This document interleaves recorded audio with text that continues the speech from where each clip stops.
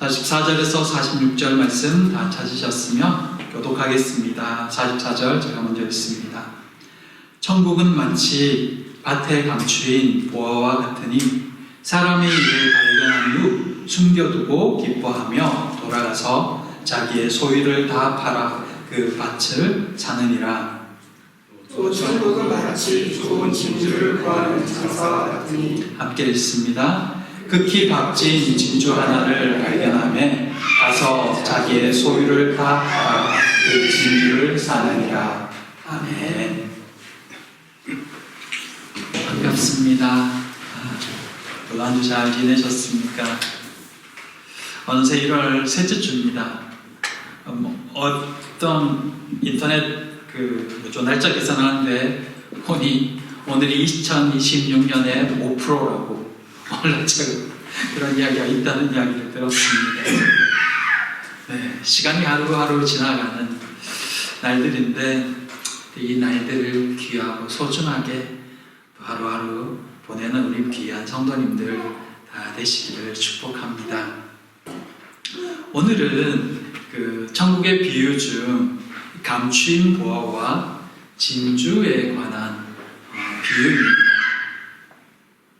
오늘 이 말씀을 통해서 오늘 우리에게 주시는 의미는 어떤 뜻인지, 또 말씀 속에 우리가 혹 생각지 못했던 것들은 어떤 것인지 말씀을 통해 생각해보며 다시 한번 하나님 앞에 서가는 이 시간 되기를 소망합니다.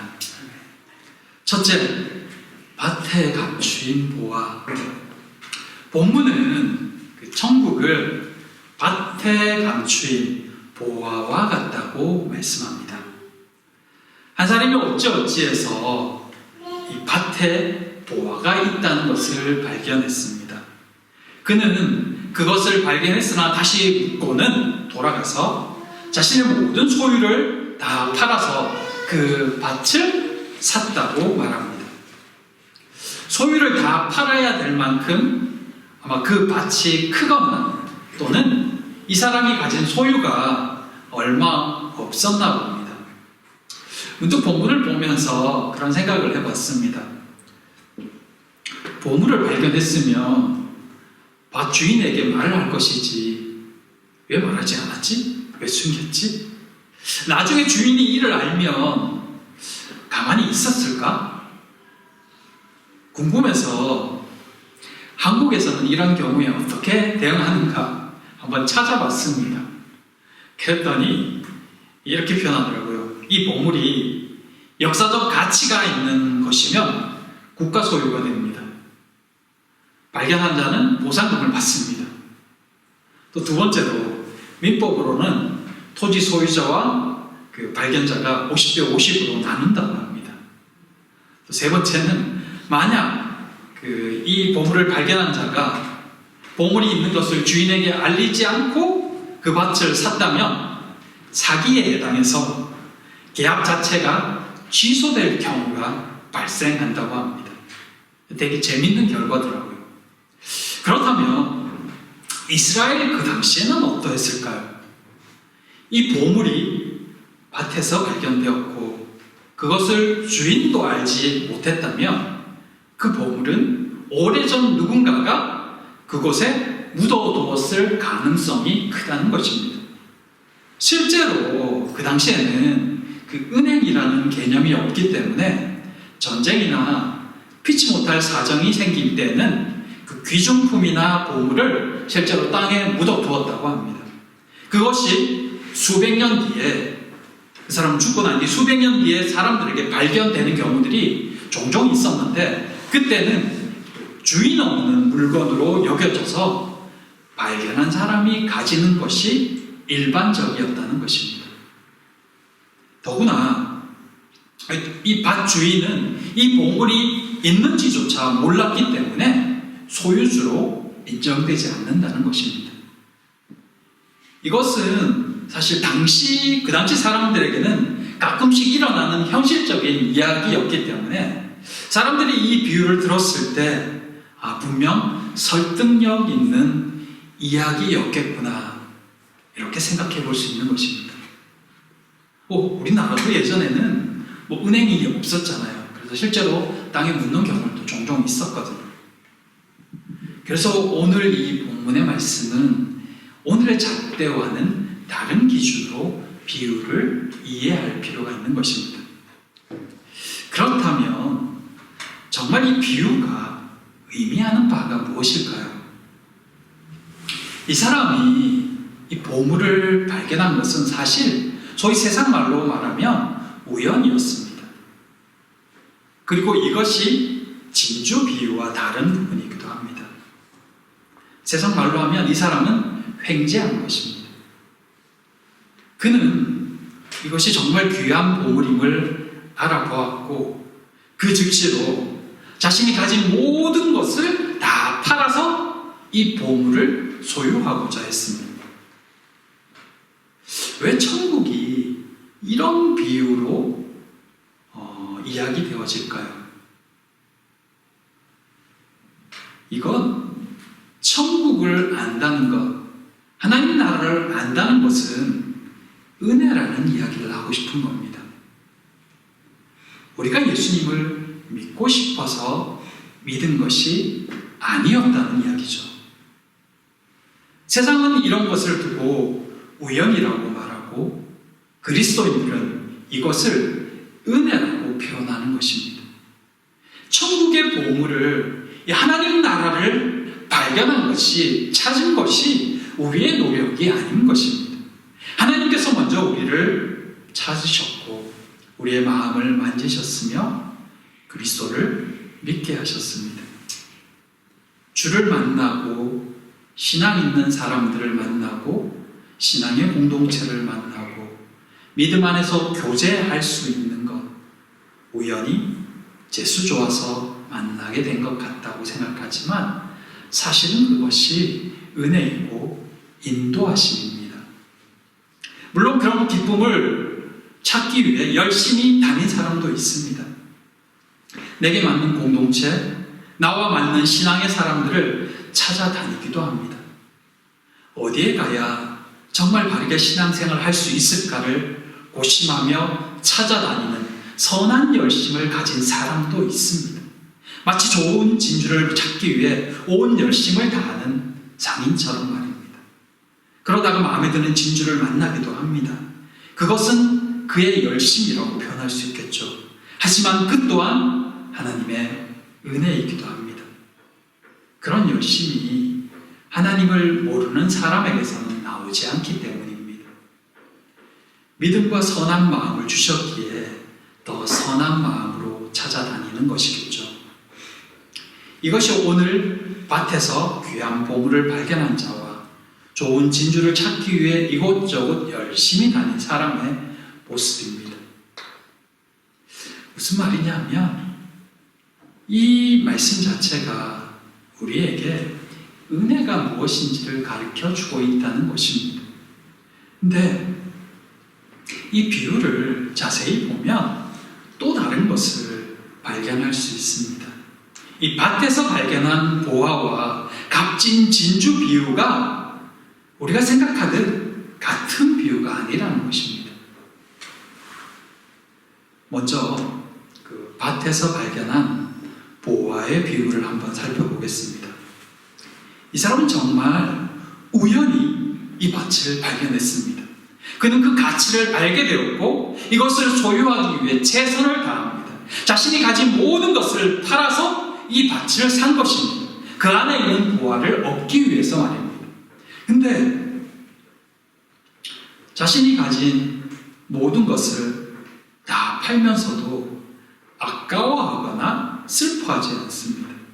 그는 마냥 기쁘고 행복합니다. 이 보화를 가질 수 있다는 것 때문에 싱글벙글입니다.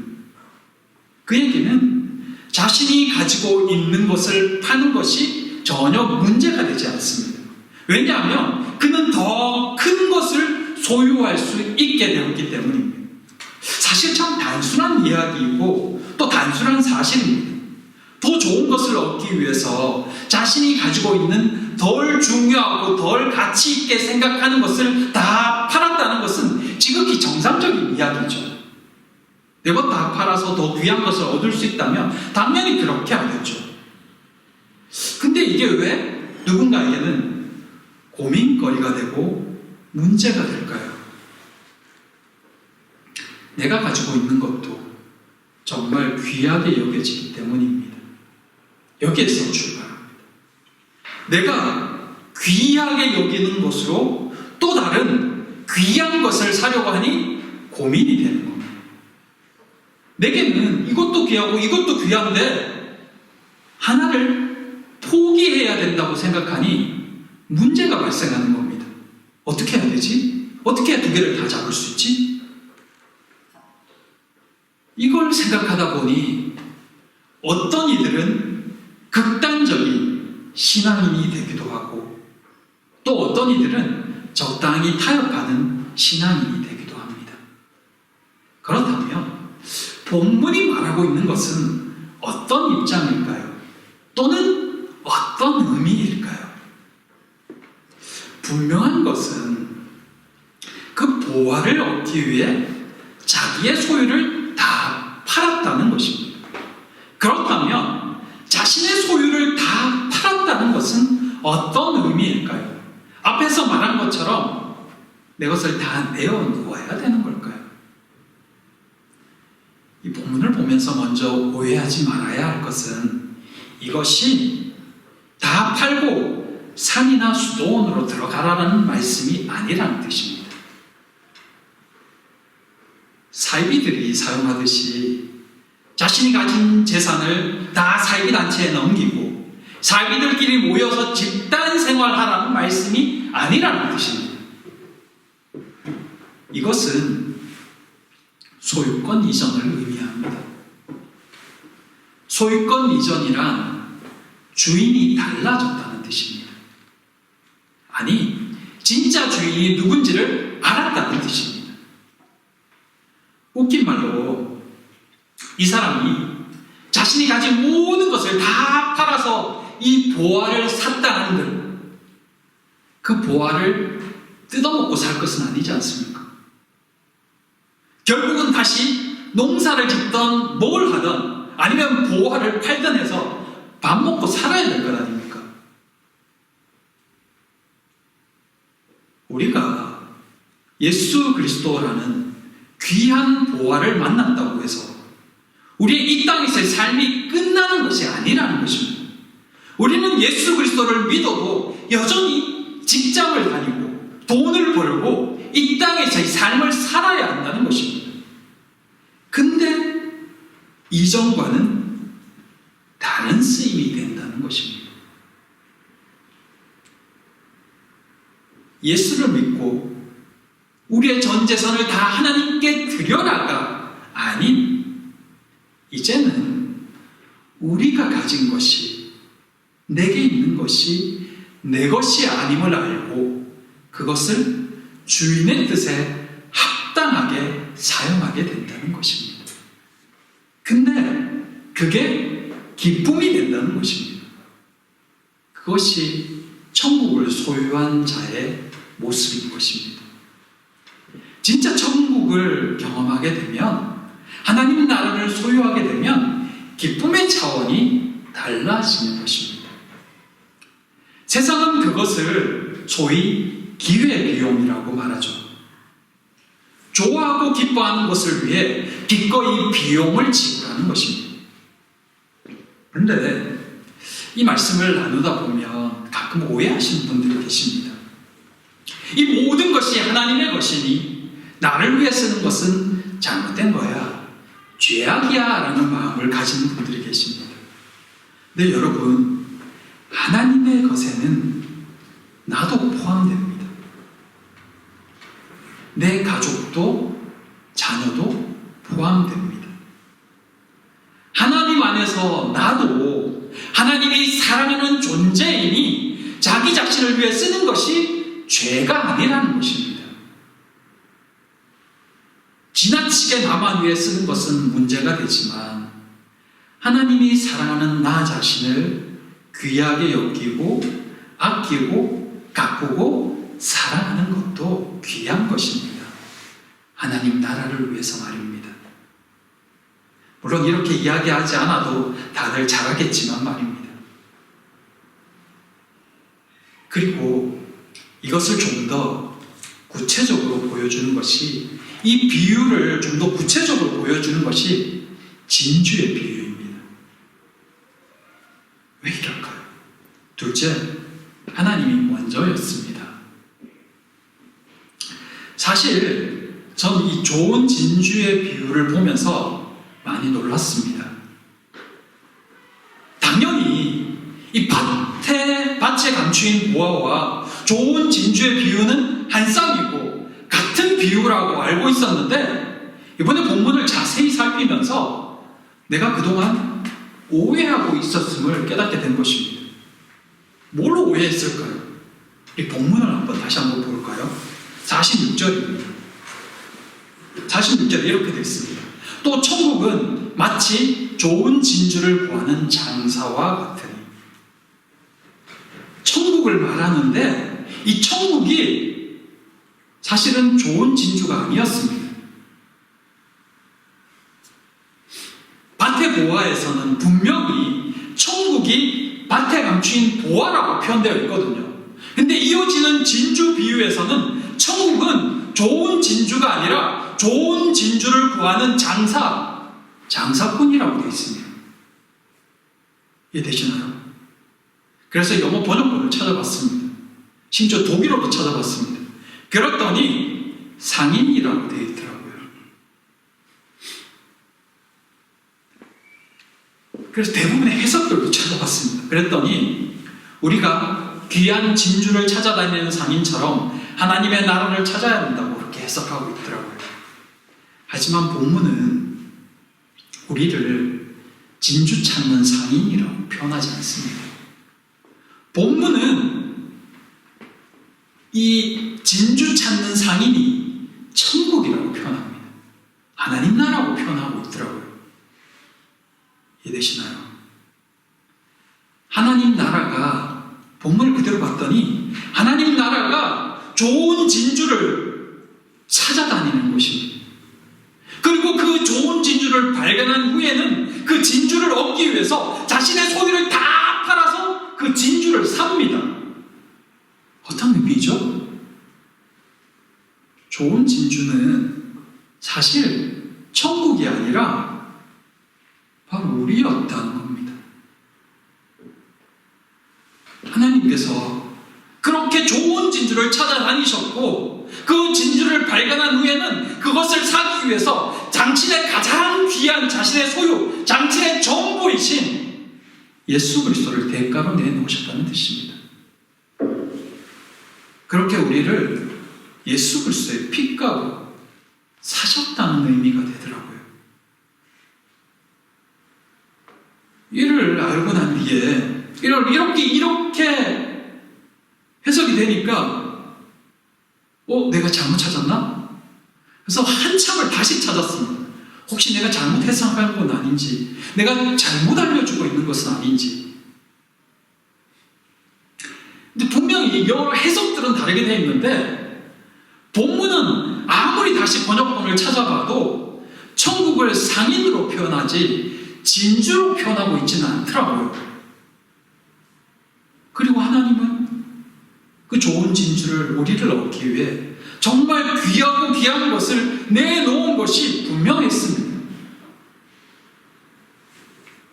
천국의 첫 비유가 씨 뿌리는 비유입니다.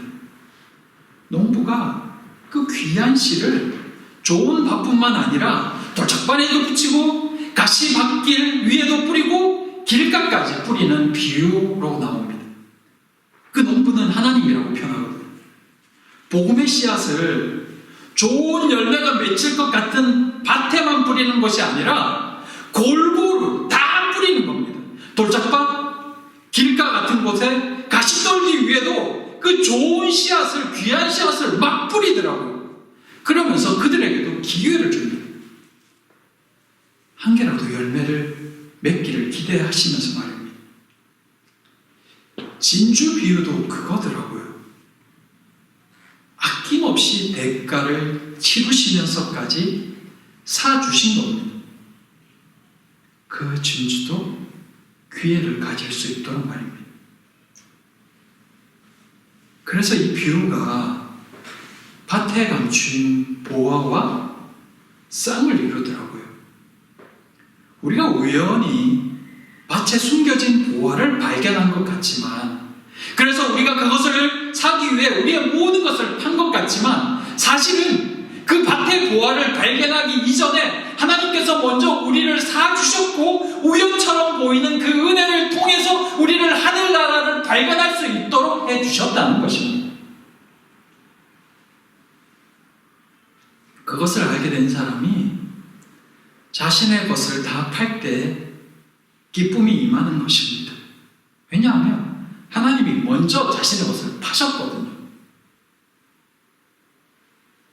내가 내 모든 것을 파는 것 같지만 사실은 하나님이 하나님의 가장 귀한 것을 다 팔아서 우리를 진주처럼 여기고 귀하게 사주셨기 때문에 그걸 깨닫고 난 뒤에는 내 것을 드리는 것이 조금 더 아깝지 않게 된 것입니다. 그것조차도 기쁨이 되었다는 것입니다. 하나님께서 먼저 모든 것을 우리에게 주셨기 때문에 우리도 기쁨으로 우리의 것을 하나님 앞에 기꺼이 내놓을 수 있는 것입니다. 그게 천국 비유입니다. 사랑하는 성도 여러분, 아무것도 아닌 우리를 극히 좋은 진주라고 말씀하시더라고요. 그리고 그걸 사기 위해 조금 더 당신의 것을 아까워하지 않으셨다는, 예수의 생명까지도 내놓으셨다는 이 비유를 오늘 이 시간 우리도 기억할 수 있었으면 좋겠습니다.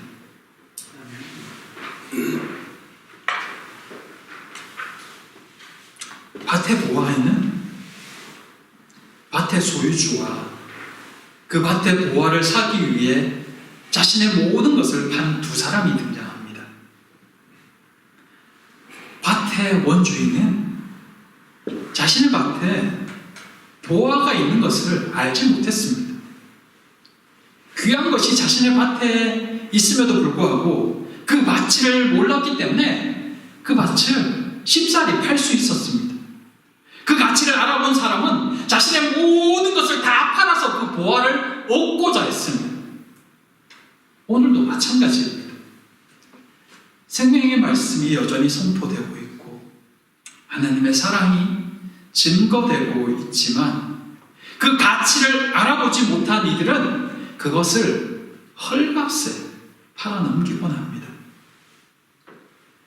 40억에도 팔아넘기고 여러 가지 일에도 팔아넘기고 한 끼 식사에도 팔아넘깁니다. 자신이 더 중요하게 여기는 것을 위해 이 보화가 있는 밭을 팔아넘기기에 주저하지 않습니다. 또 어떤 이는 이 보화를 사기 위해 자신의 모든 것을 팔기도 합니다. 우리는 어떻습니까? 우리의 가치는 어느 것에 더 기울어져 있습니까? 오늘 이 비유의 말씀을 다시 한번 새기는 우리가 되기를 소망합니다. 나의 가치는 어디에 더 크게 두고 있는가? 나는 무엇이 보화라고 생각하는가? 우리 가운데 정말 귀한 보화를 보화로 여기며 그렇게 살 수 있기를, 우리에게 허락하신 이 생명, 우리의 삶, 주를 위해 살 수 있기를 소망합니다. 그렇게 이 땅의 삶을 주와 함께 동행하는, 그렇게 소유권 이전과 기회의 비용을 부담함에 있어 망설임이 없는 그런 신앙인 되기를, 그런 삶 살 수 있기를 진심으로 축복하고 기도합니다. 이 시간 우리 함께 기도하기를 원합니다. 하나님께서 또 이 한 해를 우리에게 주셨습니다. 이 한 해를 어떻게 살 것인지, 어떤 마음과 어떤 믿음으로 살 것인지 묻습니다. 주께 이 시간 대답했으면 좋겠습니다. 이 시간 마음을 들여 아버지께 대답하겠습니다. 기도하겠습니다.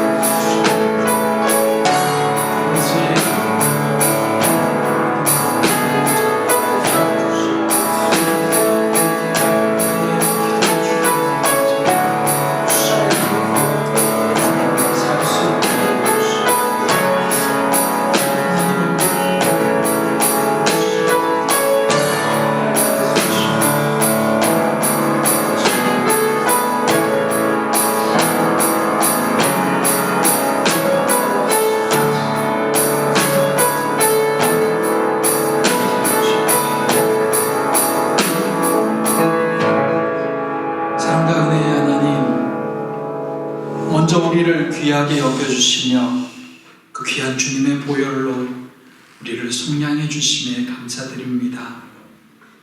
그 은혜를 기억하며 오늘을 사는 저희가 되기를 소망합니다. 그 은혜의 기쁨으로 반응하는 저희가 되기를 원하오니 성령으로 저희를 충만케 하여 주시옵소서. 믿음 안에서 신앙의 기쁨을 누리는 우리 모두가 되기를 소망하오며 예수님 이름으로 기도드립니다. 아멘.